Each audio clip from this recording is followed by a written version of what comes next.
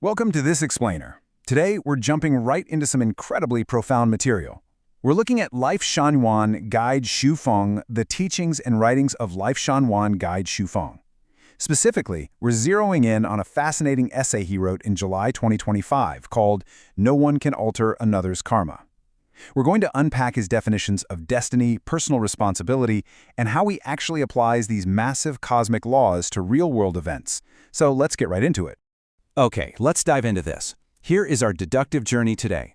We'll move from the overarching trajectory of life down to the immutability of karma, explore the 2025 Chanyuan incident, look at karma and human regimes, and finally wrap up with the guide's final reflection. So, Part 1, the trajectory of life. This sets up the foundational premise of human existence in his writings. Now, in Zhu Feng's specific worldview, karma isn't just some abstract, floaty spiritual concept. It is literally your life's trajectory, the whole shebang. It encompasses every single joy, sorrow, gain, and loss you're ever going to encounter along your journey. And the absolute key takeaway here, this trajectory is strictly personal. Think about it like this. Nobody else can feel your stomachache, right? In the exact same way, your karma must be borne entirely alone. Which brings us to Part 2. The immutability of karma. If karma is really that deeply personal, just how strict is this cosmic law? Well, let's move to this and see how it builds, because Xu Feng argues that interference is impossible at absolutely every level of existence. It's a fascinating escalation. Step 1, parents cannot alter the karma of their children, and vice versa. Step 2, teachers can't change the karma of their students. Step 3, masters cannot intervene for their disciples. And ultimately, Step 4, and this is the big one, not even gods, Buddhas, or celestial beings can interfere with human karma, no exceptions. To really get why this barrier is so incredibly strict, we have to look at his underlying logic. Xu Feng argues that if a deity could just swoop in and fix your karma, well then, the heavenly laws would basically be meaningless. For him, the absolute immutability of karma is the very thing that guarantees the fairness, the harmony, and the legitimacy of the Tao. Basically, any outside intervention would completely destroy that perfect cosmic fairness. So what does this actually mean for you and me? How do you practically apply this belief? Because you are solely responsible for your own trajectory. Complaining and resentment actually deepen the weight of your karma. When you're facing trials, his mandate is incredibly strict. Do not blame the greatest creator. Do not blame gods or Buddhas. And absolutely do not blame others. You really have to acknowledge that the hardship is yours, and yours alone. Okay, Part 3. The 2025 Chanyuan incident. This is where we apply these abstract cosmic laws to a very real and honestly, a very jarring event. In his writings, Xu Feng poses a really interesting rhetorical question. He asks, as a guide for life, can I change the karma of the Chanyuan celestials? Now, given the absolute strictness of the Tao we literally just covered, you could probably guess his philosophical answer to that, but the context here makes it incredibly significant. Let's look at what actually happened.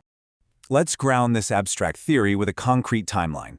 For over 20 years, Zifeng operated as a guide, offering direction for followers to cultivate the practice. The goal was to reach these advanced spiritual states, places he refers to as the Thousand-Year World or the Celestial Islands continent. However, on July 2, 2025, which he notes as year 2572, a major incident occurred.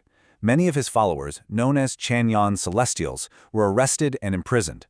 Less than 2 weeks later, on July 15th, Zifeng wrote this very text. He explicitly notes that these arrests were completely contrary to his wish, which was for them to live peacefully in a second home, and yet he admits he could not change their trajectory. And this brilliantly illustrates his core argument. You see, Xu Feng points out that not all followers met the exact same fate during this incident. Those caught up in the 2572 arrests made the personal choice to either stay in or return to that specific environment. Meanwhile, other Celestials were living perfectly peacefully in communities across Canada, Thailand, and Korea. He emphasizes that he didn't assign anyone to live there. It was entirely their own personal choice that dictated their vastly different karmic outcomes. This proves, in his view, that absolutely no external force could override their individual karma. To further contextualize this 2025 incident, Xu Feng looks back at history.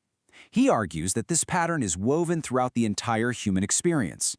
If gods could change karma, he writes, the disciples of Jesus wouldn't have faced such tragic ends. If Buddhas could alter it, their followers wouldn't have faced large-scale persecution. The logic he presents here is a simple but really sobering deduction. If the greatest divine figures in all of history could not intercept the painful karma of their most devoted followers, how could any human being possibly do so today? Moving on to Part 4, Karma and Human Regimes.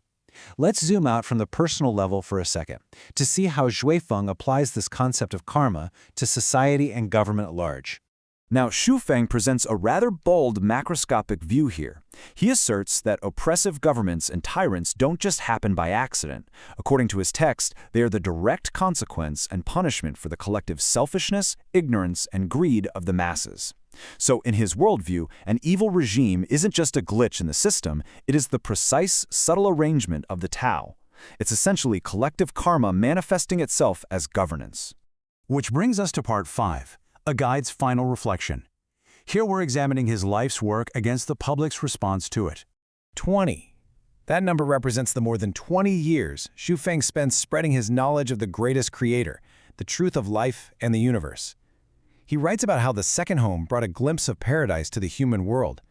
Yet despite 2 whole decades of concentrated effort, he notes that the broader public remained largely unmoved and, well, totally indifferent. 32. He published a series of writings specifically aimed at resisting evil regimes, reaching 32 articles in total. But despite this incredibly prolific output, he observes that the online world remained nearly silent, and you can tell this was a profound source of contemplation for him. So the crucial point is embedded right here in these 2 final questions. What is it that people truly seek? What kind of future do they hope for?